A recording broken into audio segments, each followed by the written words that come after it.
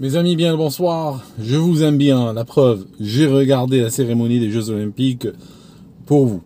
C'était un spectacle assez affligeant que je vais vous raconter et critiquer à divers niveaux. J'ai pris des notes tellement il y avait des choses, tellement il y avait des choses extraordinaires. Déjà, le premier point que j'aimerais partager avec vous, c'est que en général, les cérémonies d'ouverture de ce genre de jeu sont grand public. Et quand on dit grand public, on n'est pas en train de parler du goût de la caste parisienne. Non, c'est pas ça.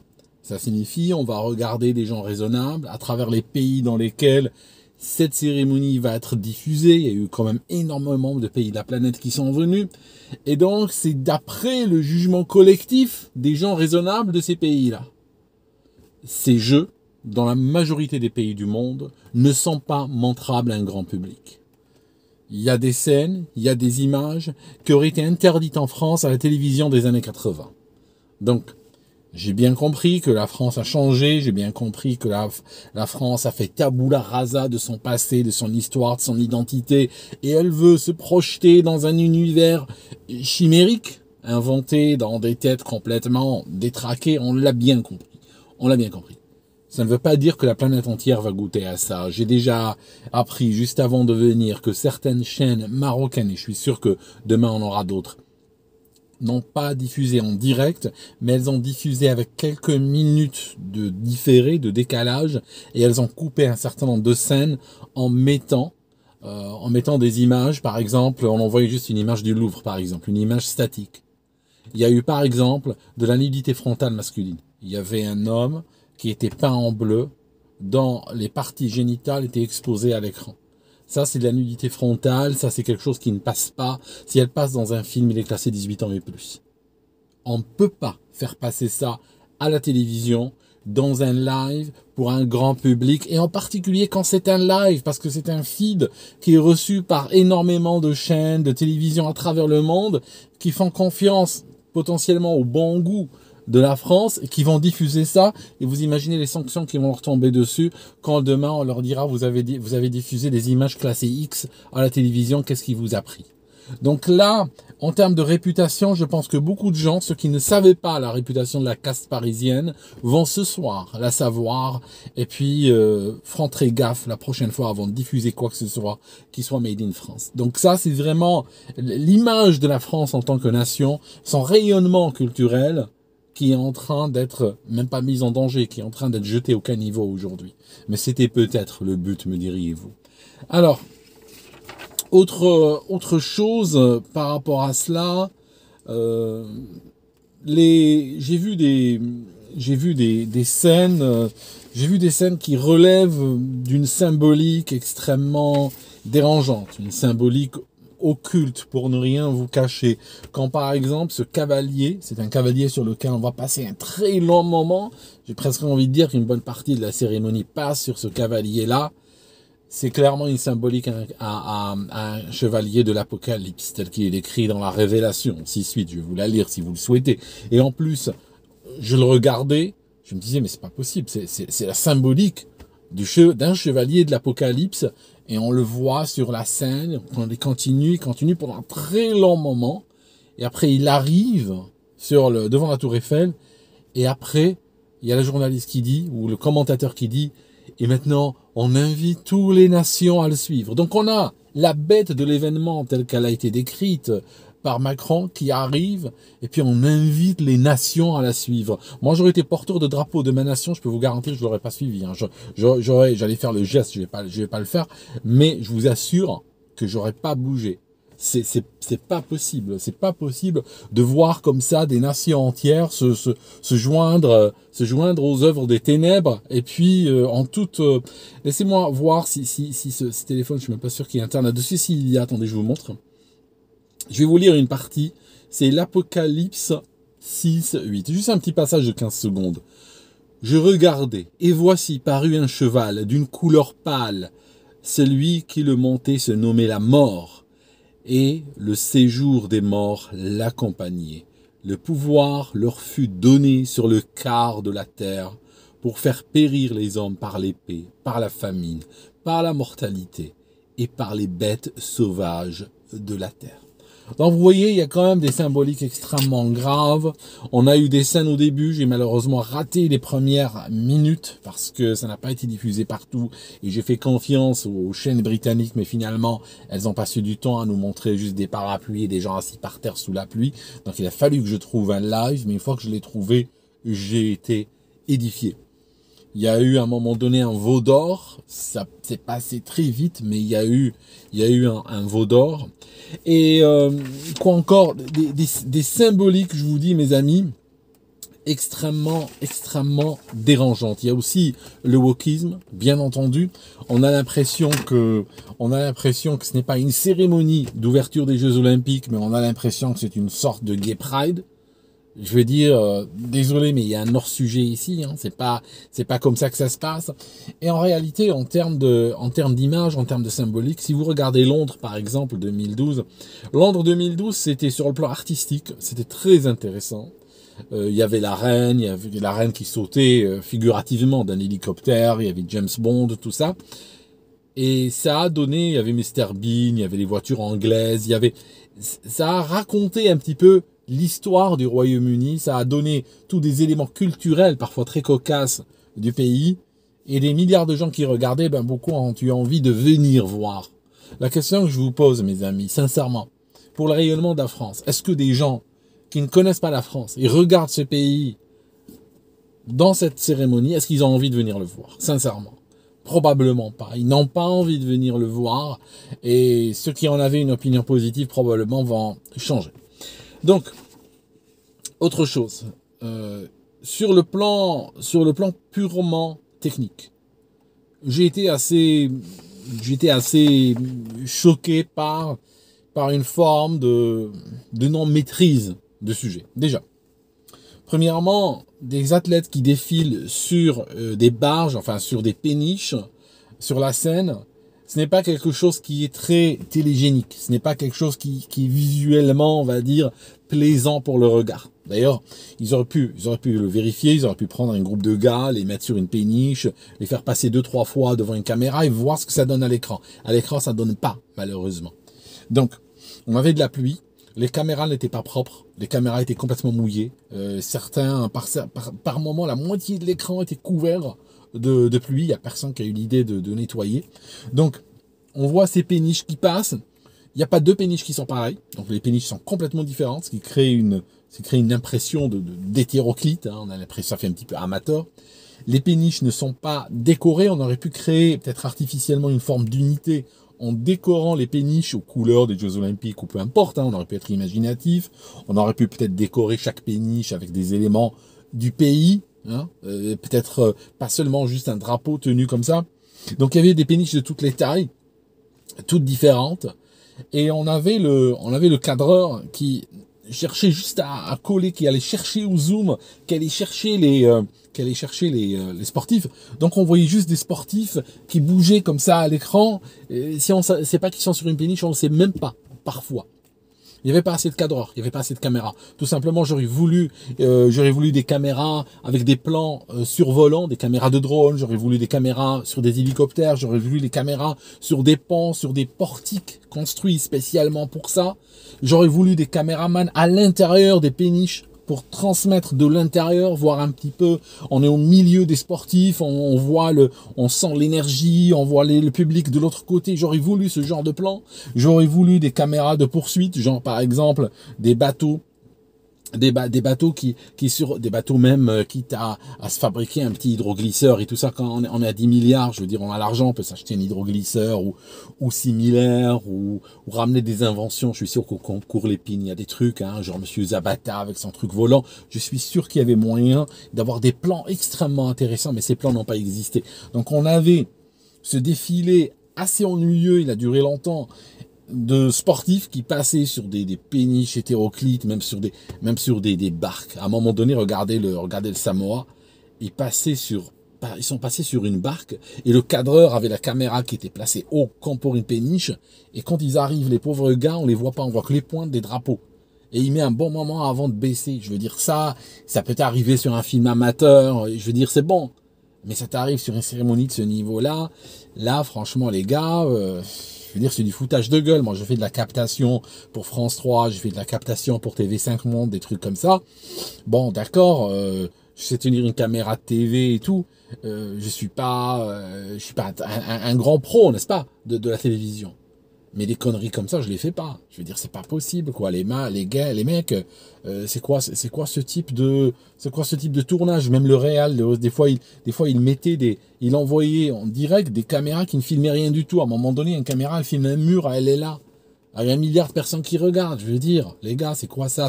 Il y a une forme clairement d'amateurisme et il y a un manque de moyens aussi. On voit que il n'y avait pas assez de caméras pour couvrir l'événement. Ça, c'est clair.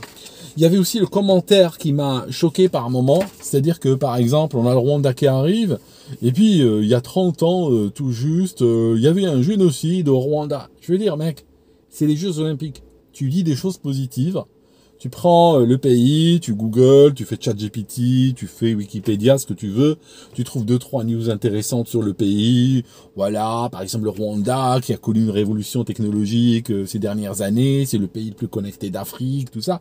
Tu peux trouver un truc positif, mais arrête avec ces conneries, arrête de sortir ça. Même le Vietnam, mes amis, le Vietnam, ils ont sorti la guerre du Vietnam. Je dis, il faut arrêter, quoi. Parce que si tu veux définir chaque pays par une guerre, alors voilà le truc. Si tu veux définir chaque pays par une guerre, alors pratiquement tous les pays, sur toutes les péniches, ils ont des guerres meurtrières. Hein. D'ailleurs, très souvent, leur drapeau, leur fête nationale te raconte ça. Allez, sinon, c'est pas possible, quoi. Donc, j'ai vu des images aussi, pardon, je reviens encore au début, j'ai vu des plans d'une statue de la liberté détruite, donc j'ai vu des plans d'apocalypse hein, qui rejoignent un petit peu le cavalier qu'on a vu.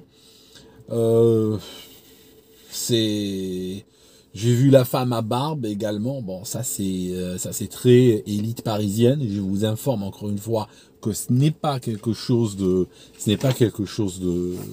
d'universel. L'humanité ne goûte pas à ça, d'accord? On peut goûter à ça chez les élites parisiennes, je veux bien, chez les élites de New York, je veux bien, je pense que c'est ok. Ce n'est pas partout pareil. L'humanité en général, des milliards d'humains, ne goûte pas au wokisme. C'est juste, je vous le dis tout de suite. Donc, moi par exemple, j'ai aidé l'autre jour un parent qui avait un problème à l'école avec son enfant, auquel on voulait bourrer du wokisme, et je lui ai dit de dire ceci. Je lui ai dit, tu vas voir le prof ou le directeur ou autre, et tu lui dis, écoute, à mon enfant, à mon avis, il est d'origine marocaine le gars, à mon enfant, je veux donner une éducation universelle. Parce que chez nous, on veut donner une éducation universelle, on veut donner une éducation inclusive. Et donc, dans ce cas-là, on peut pas élever notre enfant sur des doctrines ou des dogmes extrêmes qui sont suivis que par une infime partie de la population à Paris, à Grenoble, à Londres. Nous, on veut que notre enfant soit ouvert sur la planète, pas un enfant ouvert sur quelques villes occidentales dégénérées. Voilà. D'accord? Il faut leur resservir leurs propres arguments. Vous voyez, moi je veux une éducation universelle. Ce que vous lui donnez n'est pas du tout universel, ça. Vous voyez, ça le truc. Donc, voilà. Imagine, bon. J'ai vu aussi une scène du patriarcat, un homme qui parle avec une femme qui tient un parapluie. On est en 2024. Ce genre d'images doivent disparaître pour toujours. Vraiment, vraiment, vraiment. Pour toujours, on doit aujourd'hui pouvoir naître, en 2024, on doit pouvoir naître, grandir, vieillir, mourir, sans jamais voir à l'écran un homme qui parle et une femme qui lui tienne un parapluie. Le parapluie, j'ai plusieurs options pour toi. Tu le tiens tout seul. Tu tiens ton discours de l'autre main. Ça marche, t'as 2 mains, tout ça, il n'y a aucun problème. L'autre option, tu fais comme tout le monde a fait durant ce jour-là, tu poses le parapluie, tu te prends la pluie et tu lis ton discours comme tout le monde a fait. Ton costume n'est pas meilleur, n'est pas plus cher, ta peau n'est pas plus précieuse que celle de tous les autres, de millions de gens qui ont ramassé la pluie ce jour-là. Athlètes, sportifs, publics, tout technicien, tout le monde a ramassé.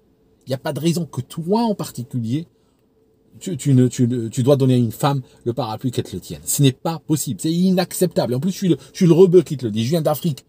C'est pas possible de voir ça aujourd'hui. C'est une image effarante, littéralement. 3e solution, tu mets une pergola. Voilà, tu mets un truc, voilà, en plastique, machin, comme ça te protège de la pluie.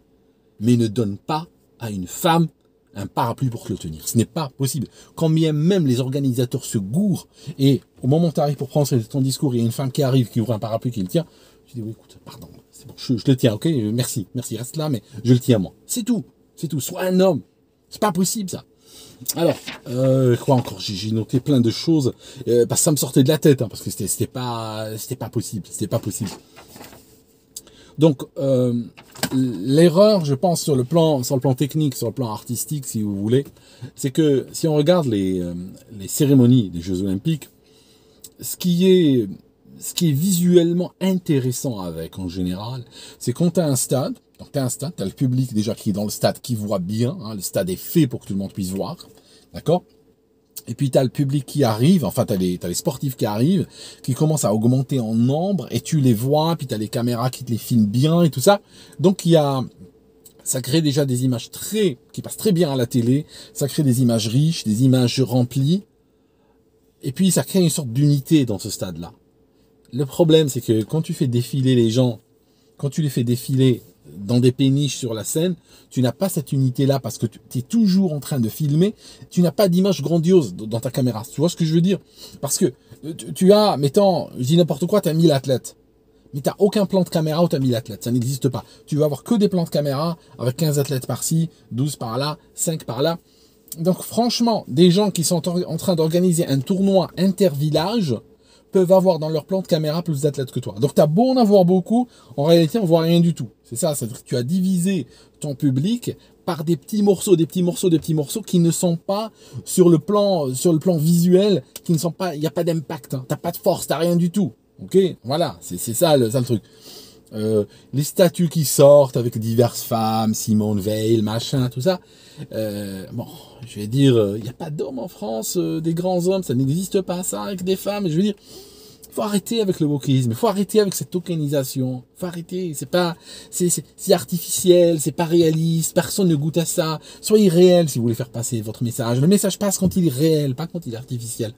Qu'est-ce que je voulais dire encore? Mes amis, je veux dire, cette cérémonie, si je la regarde 10 fois, je sortirai avec 10 fois plus de choses.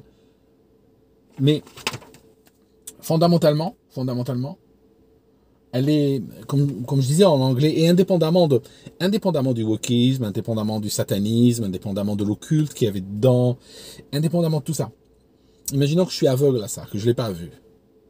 Elle est underwhelming. Quand je la vois, cette cérémonie, elle est minable. Voilà, c'est peut-être le mot. Voilà, c'est le mot. Elle est minable. Disons-le. Elle n'est pas grandiose. Des pauvres gens comme ça qui se baladent sur des péniches secoués par l'eau de la Seine sous la pluie, comme ça, qui font des signes, et puis quelqu'un qui cherche plus ou moins à les filmer ou télézoom pendant 1h30. Honnêtement, visuellement parlant, non, ça donne pas. Visuellement, ça donne pas. D'autant plus qu'il n'y avait pas cette richesse de plans, richesse de caméra. Ils auraient pu, s'ils avaient été imaginatifs, cette même scène très ennuyeuse, très boring en réalité, ils auraient pu l'agrémenter par de beaux plans, par de magnifiques plans d'un bateau qui passe à haute vitesse, qui filme, un drone, un hélico, ce que tu veux, des caméramans à l'intérieur, comme je disais, plein de choses. Il y avait plein de moyens de créer quelque chose d'agrémenté. Au lieu de filmer genre paparazzi, genre détective privé, quoi, en train de filmer avec un zoom de, je sais pas de combien, je pense que c'était au bas mot, un zoom on est sur du 600, sur du 800 mm, là, on est sur, c'est ces trucs énormes, blancs de Canon, on est sur un truc de cette taille-là, quoi, on est sur du 800 probablement, donc, ça donne pas une belle image. Alors c'est vrai quand on cherche, quand on est paparazzi, on cherche à choper, je sais pas moi, on cherche à choper Taylor Swift, à son dernier mec et tout, de loin, sur une plage, oui, ça va, parce que c'est des images qui se vendent quand même. Mais quand tu fais une rediffusion, quand tu fais une diffusion live sur la planète entière, n'utilise pas un zoom comme ça, quoi. Ça donne rien, ça bouge trop, c'est pas stable, tu pourras jamais le stabiliser. Et l'image qu'il donne est pourrie, quoi. Elle est même pas lumineuse. Faisait encore jour à Paris, les images étaient sombres. Hein, parce que ces zooms-là, c'est un zoom, plus tu fous de millimètres dedans, plus il devient sombre. Ça se voit, là, t'as pas le choix. Il leur faut beaucoup de lumière, ces zooms, pour te donner quelque chose de potable. Sachant que la cérémonie était en fin de journée.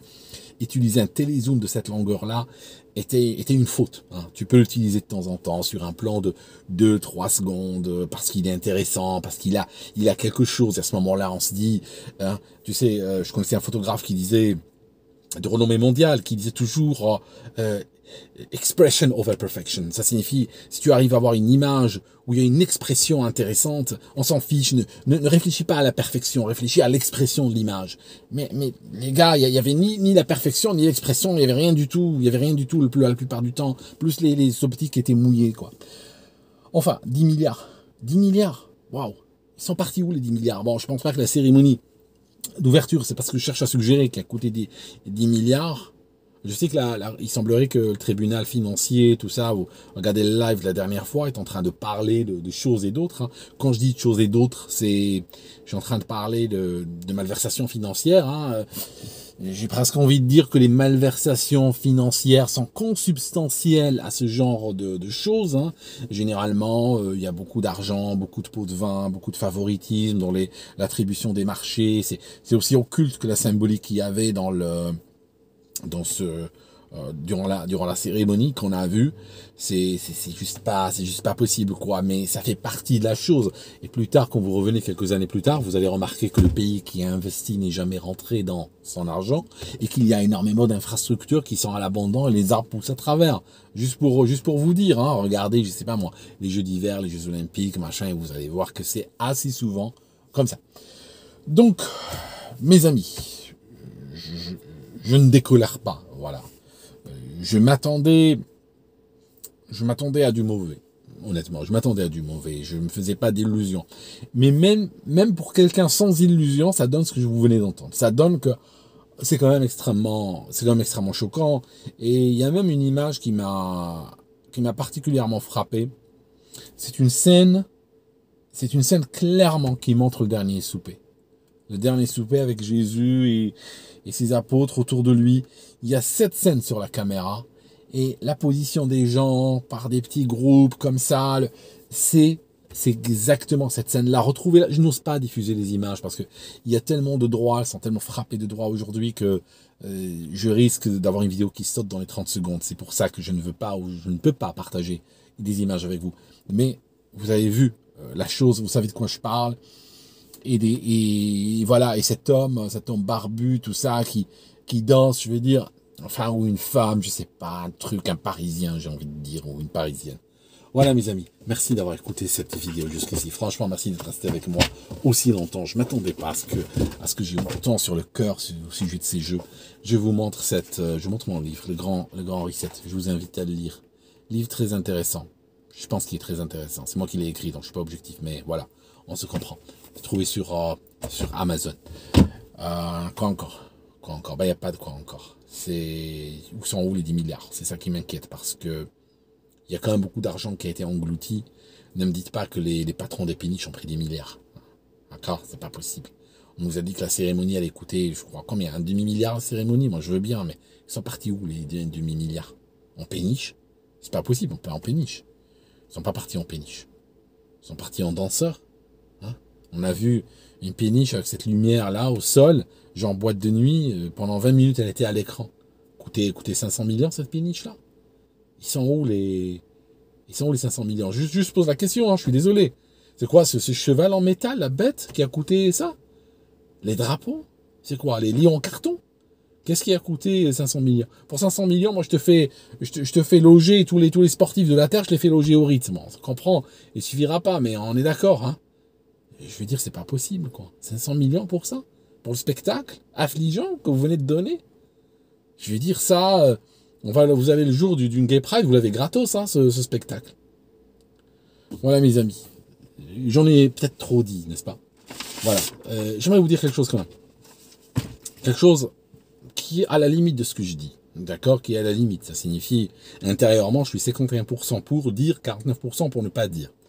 Donc cette chose, je vais la dire, mais c'est de justesse qu'elle passe. Alors, vous savez, durant les Jeux Olympiques de 2012, si vous regardez la cérémonie britannique, qui est très regardable par ailleurs, artistiquement elle est bien réussie, vous allez voir qu'à un moment donné, on voit les lits d'hôpital, on voit des infirmières en masque, on voit même un virus en grand, Et honnêtement, quelqu'un qui voit ces images sans savoir qu'elles datent de 2012 dirait, tiens, on dirait une sorte d'opéra à thème Covid, quoi.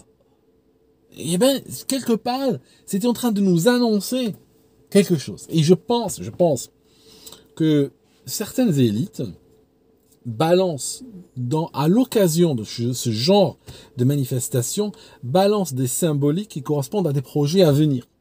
Dans les années, dans les mois, les semaines à venir. Vous voyez ce que je veux dire? Et ils balancent cela. J'ai l'impression que ils ont cette obligation d'être transparents.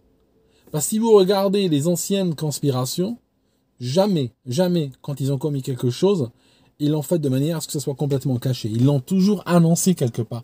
J'ai l'impression que l'annonce de la chose est très importante dans le projet. Ok. Donc, qu'est-ce qu'on voit dans cette cérémonie? Si on imagine maintenant, on fait pareil. On imagine que cette cérémonie, il y a des éléments là-dedans, en particulier les éléments occultes, qui correspondent à ce qui va venir dans le futur. Là, vous voyez, ça devient inquiétant soudainement. On attend à quoi? On a la tour, comment on appelle ça? On a la statue de la liberté de New York, elle est couchée, elle est dégradée, elle est détruite. Vous voyez, par exemple, il y a des choses comme ça. On a des images d'horreur. Vous voyez, j'ose même pas les décrire parce que, vous voyez pourquoi j'ose pas les décrire? D'ailleurs, vous remarquez même sur les passages woke et tout ça, j'ai été très soft. Pourquoi j'étais très soft? Parce que mes vidéos sont regardées par tout le monde. Si je vous décris dans le détail ce que j'ai vu dans la cérémonie, cette vidéo aurait été par les règles de YouTube. Elle aurait été restreinte aux gens de 18 ans et plus. Et il aurait fallu vous loguer sur YouTube pour la regarder. Vous voyez? Alors que Paris diffuse ça au grand public, à travers la planète. Vous voyez le truc? C'est ça qui est dingue. Ils diffusent des choses que je pourrais même pas décrire. D'ailleurs, même des livres d'enfants que je ne pourrais même pas décrire. Il y a des livres d'enfants, si je les prenais comme ça, je commençais à vous les lire, ça serait 18 ans et plus. Enfin, je dois rentrer chez moi, je pense. C'est le temps de rentrer chez moi. Merci d'avoir regardé cette vidéo. Et on se voit très bientôt.